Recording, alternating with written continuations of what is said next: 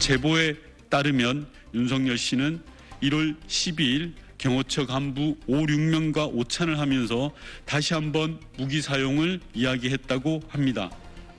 나를 체포하려고 접근하는 경찰들에게 총은 안 되더라도 칼이라도 휴대해서 무조건 막으라는 지시를 했다는 것입니다. 윤석열 씨는 이런 불법적 지시를 왜 했는지 당장 국민 앞에 밝혀야 합니다.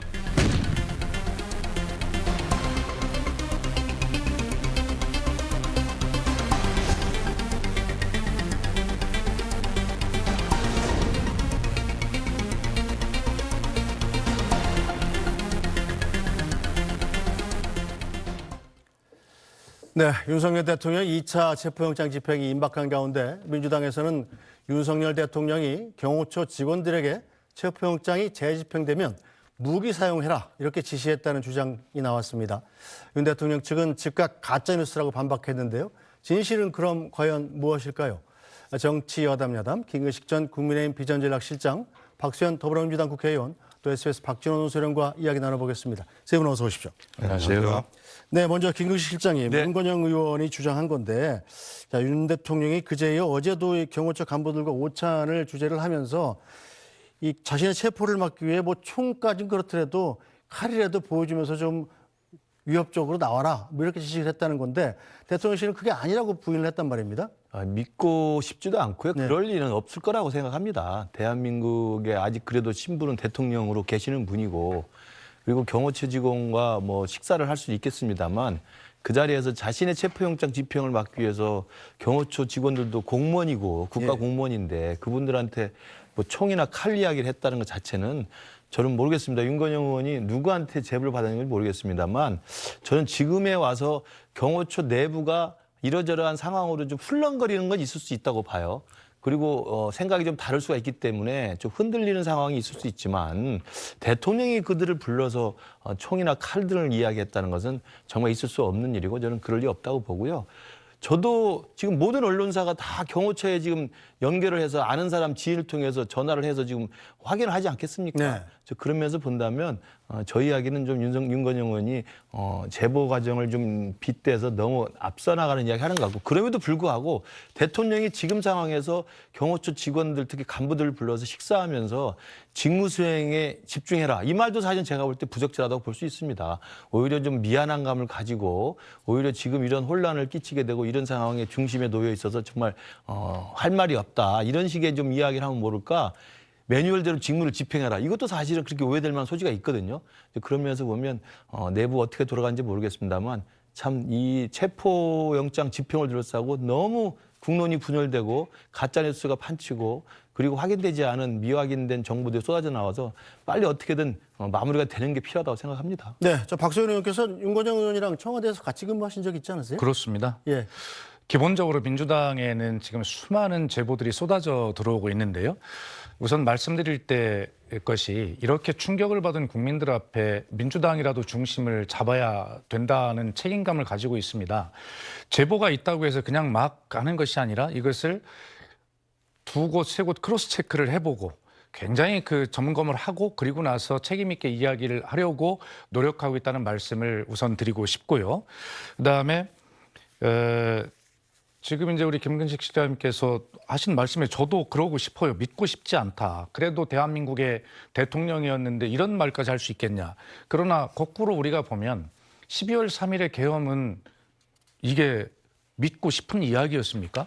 그러나 지난 작년 8월에 민주당의 김민석 최고 등이 이 계엄에 대한 이야기를 꺼냈을 때 정말 당내에서도 황당하다고 하고 믿질 않았거든요. 그러나 이런 일이 현실화되었어요.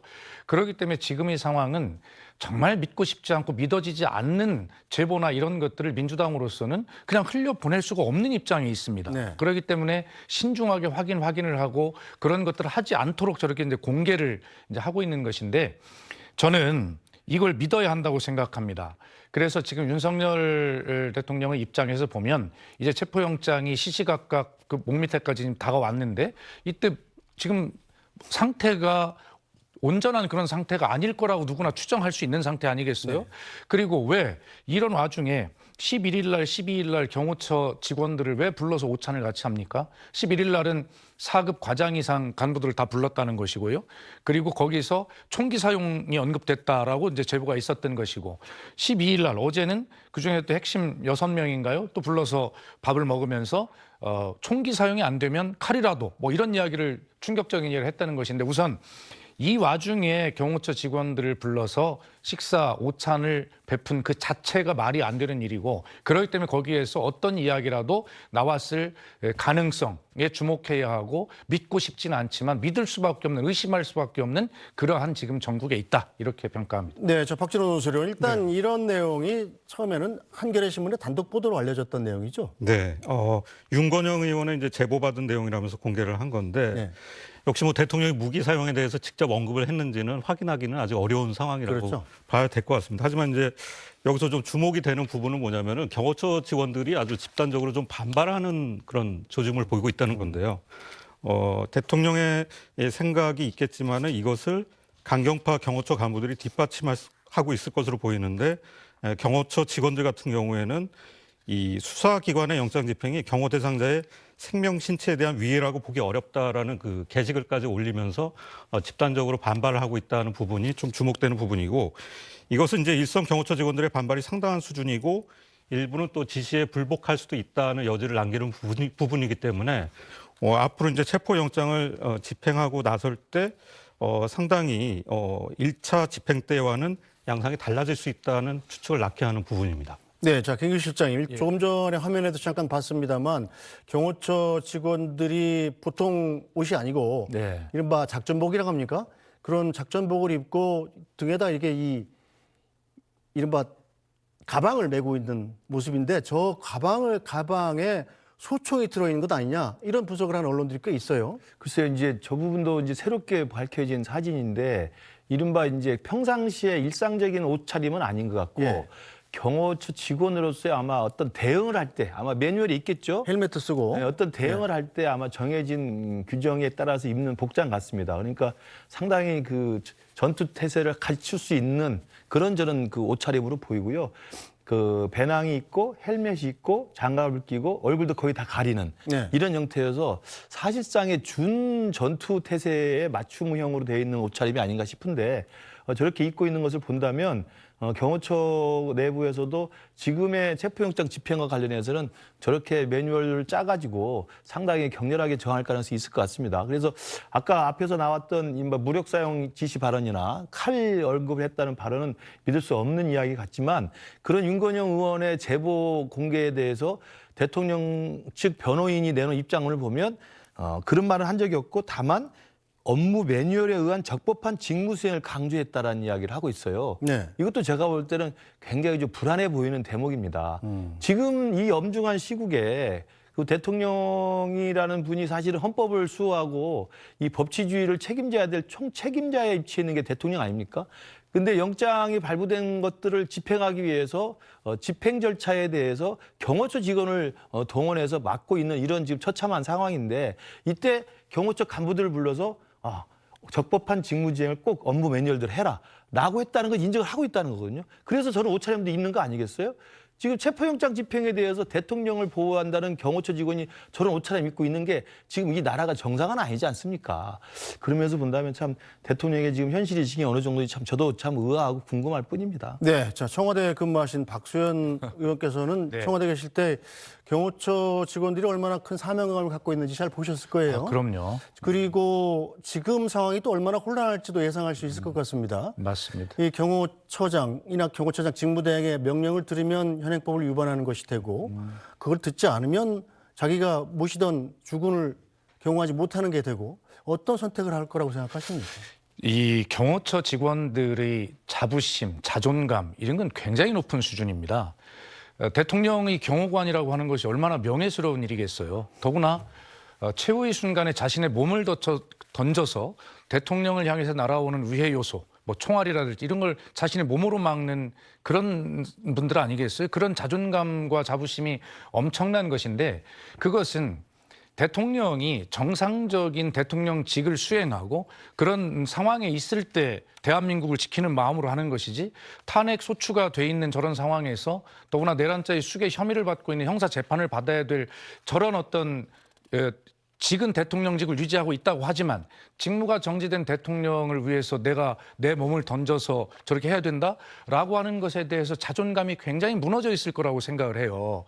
그렇기 때문에 아마 지금 들려오는 경호팀 내에, 경호처 내에 직원들이 어떤 갈등이나 이런 것들이 바로 그러한 어떤 본질적인 업무 수행에 대한 어떤 그 자존감이 지금 무너지고 있다는 그런 이야기거든요. 네. 그래서 이 문제는 결과적으로 가장 좋은 것은 윤석열 대통령이 자기 계엄을 함께 공모했던 자기 부하들 라인에 있던 지금 10여 명이 다 구속된 상태 아닙니까?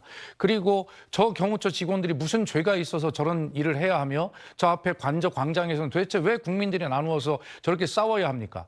이런 문제들을 결자 해지 차원에서 단 하루라도 대통령 자리에 있었다는 그런 어떤 정말 마음을 가지고 국민을 위해서 빨리 결자 해제해야 되는 것이고요. 그다음에 지금 윤건영 의원에 대해서 아까 물으셨는데 윤건영 의원이 청와대에 있을 때 국정상황실장을 했지 않습니까? 네.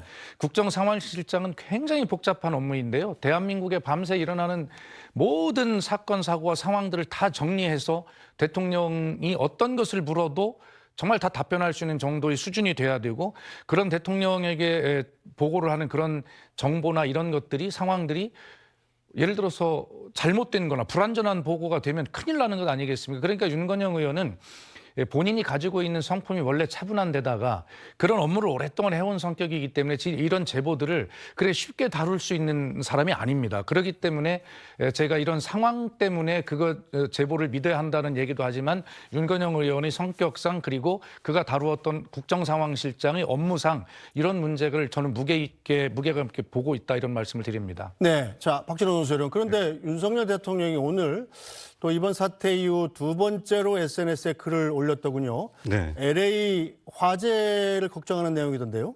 네, 그 내용은 도움이 필요하다면 정부 차원에서 지원을 하고 또 우리 교민 피해를 막는데도 최선을 다해주길 이제 당부드린다라는 내용인데요. 특히 이제 미국은 대한민국이 가장 어려웠던 시절에 우리의 손을 잡아주었던 소중한 동맹이고 LA는 전 세계에서 우리 교민들이 가장 많이 살고 있는 곳이라고 밝히기도 했습니다. 결국 이것은 이제 자신이 여전히 대한민국의 대통령이고 국내외 현안을 여전히 챙기고 있다라는 이제 건재를 과시하는 의미가 있다고 볼 수 있겠고요. 특히 이제 심리적으로도 흔들리지 않고 있고 또 탄핵은 부당한 것이고 직무 복귀 의지를 지지자들에게 각인시킨 것이다 이렇게 좀 추측이 나오고 있습니다. 특히 이제 한미 동맹이나 교민들의 안전을 언급한 것도 자신이 직무 정지가 됐지만은 여전히 이제 대통령 직무를 수행하고 있다는 점을 강조하는 것으로 보입니다. 네, 자 김우 실장님, 지금 저 메시지로만 보면 대통령 직무 정지가 안 된 것 같은 느낌이지 않습니까? 그런 좀 논란을 일으킬 만한 오해 소지가 있죠. 네. 뭐 필요하다면 지원을 하겠다라고 이야기하는 것은 사실 대통령으로서 어떤 결정을 할 그 정책의 방향들을 지시한 듯한 이야기이기 때문에 그런 뉘앙스여서 직무 정지가 안 됐나라고 생각할 수도 있을 것 같은데 전체 맥락은 그렇게 해주기를 당부드린다라는 네. 걸로 끝냈기 때문에 미국의 지금 화재로 인해서 있는 피해를 우리가 인도적 차원에서 돕게 된다면 도울 수 있도록 하고 또 이렇게 할 수 있으면 우리 교민들에도 안전 대책을 세워주길 바란다, 당부드린다 했기 때문에 뭐 직무 정지됐는데 직무를 수행하는 것으로 저는 이야기하는 건 좀 아닌 것 같고요. 다만 저는 좀 그 뜬금없다는 생각은 분명히 저도 들었습니다. 그러니까 지금 대통령께서 그 한남동 관저에 있으면서 지금 형사 피의자로서 지금 수사를 받아야 되는 상황이고 또 헌법재판소에 피소추대해서 그 재판 변론길에 나가서 자신을 변론해야 되는 상황이고 그다음에 지금 당장은 체포영장이 발부돼서 체포영장 집행을 놓고 지금 경호처와 공수처 사이에 국가가 혼란스러울 정도로 지금 굉장히 국민 전체가 불안과 불면과 혼란 속에 빠져 있는 상황 아닙니까? 그리고 바로 그 관저 바로 앞에서는 탄핵 찬성하는 집회와 탄핵 반대하는 집회가 격렬하게 부딪히면서 온 나라가 두동강에 나 있는데 이런 난리통에 저 멀리 LA에 산불 걱정을 하면서 지원하겠다는 이야기를 하면 조금 심하게 하면 자다가 봉창 두드리는 격입니다. 그렇지 않습니까? 본인의 처지와 본인의 지금 처해 있는 위치와 본인의 지금 상황을 생각하면 저 이야기를 하는 게 나쁜 건 아니지만 저 이야기까지 지금 오지랖 넓게 이야기할 상황입니까? 저는 정말 더 필요한 게 있다면 자신으로 인해서 초래된 이 국가적 분열, 그리고 한남동 관저 앞에서의 그 탄핵 찬반 집회에 대한 국가적 이 혼란, 그리고 경호처와 공수처의 기싸움, 이 상황에 한 중심에 지금 대통령 본인이 계신 거 아니에요. 본인이 결자해지를 못해서 이렇게 된 거 아니겠습니까? 그런데 지금 LA 산불 걱정할 때입니까? 참 답답한 생각 듭니다. 네, 자, 박성현 의원께서는 어떻게 보셨나요? 김근식 교수와 입장이 같습니다. 뭐 붙일 말도 없고 그렇습니다. 아니 이게 농담처럼 드릴 수 있는 자리가 아니잖아요. 그럼에도 불구하고 이렇게 답변 드리는 것은 여야 간에 똑같이 이 문제를 같이 바라볼 수밖에 없는 누구라도 합의할 수 있는 그런 내용이란 말이에요. 저의 행동이 부적절하다는 것이 지금 최상목 권한대행의 지금 시간 아닙니까? 최상목 권한대행이 지금 제 역할을 안 하고 있어서 이런 혼란이 지금 지속되고 있다는 비판을 받고 있는데 지금 윤석열 대통령이 우리가 그동안 비판을 해온 것이 뭔가 잘못된 정보들이 입력된 상황 속에서 그것을 사실로 믿고 망상 속에 살고 있다라고 하는 비판들을 사실 굉장히 많이 해왔어요. 그런데 지금 사실로 보면 권한대행이 어떤 정식으로 외교적 어떤 메시지를 내는 것, 그것이 지금 최상목 대행이 해야 할 일인데 지금 자기가 아직도 대통령인 줄 알고 저런 메시지를, 외교적 메시지를 내는 거예요. 그렇기 때문에 아직도 본인이 일으킨 비상계엄이 옳은 것이고 지금 탄핵 심판을 앞두고 있는데 국회의 탄핵 수준은 잘못된 것이고 그래서 자기가 다시 대통령직에 돌아올 수 있다라고 하는 망상을 아직도 가지고 있다라고 하는 이런 생각을 가질 수밖에 없어요. 방금 우리 그 SBS의 좀 자막에도 이렇게 크게 나갔습니다만 이것이 관저 앞에서 성조기를 들고 시위를 하고 있는 본인의 극성 지지층들을 향한 그런 메시지라고도 또 읽힐 수 있는 그런 비판을 받을 수가 있어요. 그래서 제발 좀 정신을 차리고 지금 당신께서 해야 할 일은 바로 이러한 망상 속에 있어서 대통령 놀이에 빠져 있는 이러한 것이 아니라 이 국민들에게 어떻게 하면 사죄하고 빨리 결자 해지를 할 것인가라고 하는 것을 저렇게 유혈 사태를 걱정하고 있는 경호처 직원들 또 체포 영장을 집행해야 될 경찰들 다 윤석열 대통령께서 선서할 때 말씀하셨던 섬겨야 될 국민들 아니겠습니까? 이 국민들을 더 고생시키지 말고 불안하게 하지 말고 빨리 결자 해지해야 할 때다. 이런 말씀을 다시 강조드립니다. 네, 자 이런 가운데 국회를 찾은 최상목 대통령 권한대행은 여야 지도부를 각각 접견했습니다.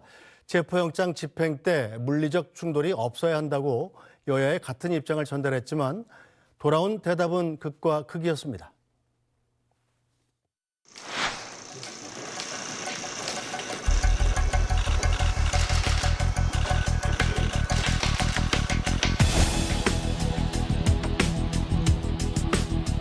체포영장 집행과 관련돼서 어떠한 상황에서도 그 시민이 다치시거나 그다음에 물리적 충돌로 인한 불상사가 있어서는 안 됩니다. 저도 관계기관에 여러 차례 당부를 하고 있습니다만 국회 차원에서 노력을 부탁드리고요.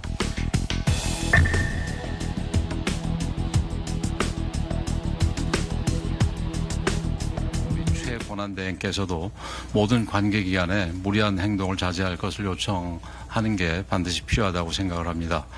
시민 안전이 중요하고 또 그에 못지않게 대한민국의 국격이 좌우되는 문제인 만큼 적절한 조치를 요청을 드리고 법관이 발부한 영장을 경찰이 집행하는 것을 무력으로 저항하는 이런 사태를 그걸 막는 게 저는 대통령 권한대행이 하셔야 될 제일 중요한 일이 아닐까. 범인을 잡는데 저항을 할까봐 잡지를 말아야 된다 이런 얘기 비슷해서 그건 좀 아니지 않나. 네, 자 김근식 실장님이 최상목 권한대행이라면 어떡하겠어요? 여야의 이 요구사항이 전혀 극과 극이지 않습니까? 최상목 대행 입장은 뭐 일관되게 그 입장인 것 같습니다. 그러니까 경호처의 저항도 있어서는 안 되고 그렇다고 해서 공수처와 경찰의 무리한 진입, 집행 시도로 인해서 불상사가 생기거나 불미스러운 충돌이 있어서는 안 된다라는 입장이니까요. 저는 여당의 지도부를 만났을 때는 여당 입장에서는 좀 공수처가 좀 자제했으면 좋겠다는 뉘앙스의 주문을 한 거 아니겠습니까? 그 야당을 만났을 때는 이재명 대표는 범인 잡는 거니까 빨리 가서 경호처를 제압해라 이런 입장을 지금 이야기하는 건데 최상목 대행 입장에서는 지금 어떤 쪽을 편들어서 경호처를 뭐 손발을 묶어 묶을 수도 없는 일이고 그렇다고 공수처를 더러 체포영장 집행하지 말라고 할 수도 없는 입장이기 때문에 일단 시민의 안전, 그다음에 불상사나 불미스러운 일이 사태가 생기지 않도록 물리적 충돌을 막는다는 의미의 원론적인 입장만 좀 대변을 할 것으로 보이고요.